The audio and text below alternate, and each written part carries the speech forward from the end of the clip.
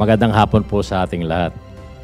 Alam niyo po, ako'y matindi ang aking nervyos dahil kahit kami mayayabang tuwing nangangampanya, pero pagka ganito po palang makatanggap ka ng award, ay parang wala kang masabi. Pero sa totoo lang po, ang aking puso'y nag-uumapaw sa katuwaan, kagalakan, at ito ay aking pasasalamat sa Super Brands dahil nagkaroon sila ng ganitong sistema na mapili at magkaroon din ng pagkakataon na may bigyan ng parangal yung mga talagang taos-pusong nagsisilbi sa kanilang mga posisyon. Ito ay pasasalamat din kay Sir Harry, sa kanilang mga kasamahan, sa aking pamilya.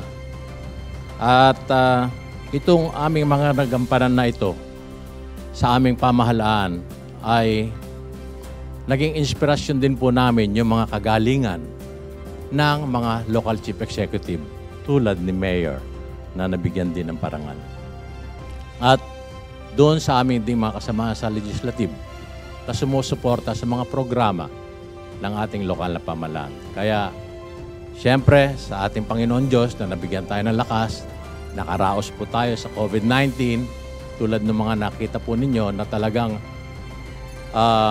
halos 2 years po namin inalalayan ang ating mga kababayan sa programa ng ating national government sa healthcare upang maproteksyonan din ang ating mga kababayan na during the pandemic time.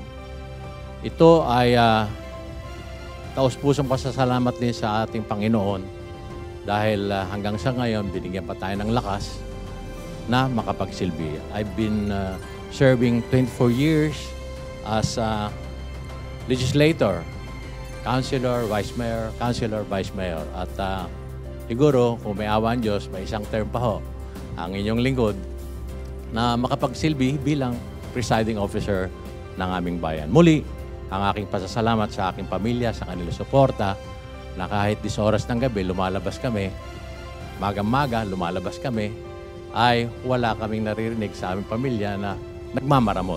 Kundi bagkus sila pa po ang nagbibigay na inspirasyon na gampanan ko ang aking tungkulin bilang isang public servant. Muli, maraming salamat sa Super Brands, sa inyong lahat na tumulong ang aking pamilya upang makamit namin ang outstanding award na ito na hindi ko nga akalain. Sabi ko nga, 24 years na ako nagsisilbi as public servant, pero hindi ko akalain na makakatanggap ako ng ganitong award. Maraming salamat. God bless us all. Thank you.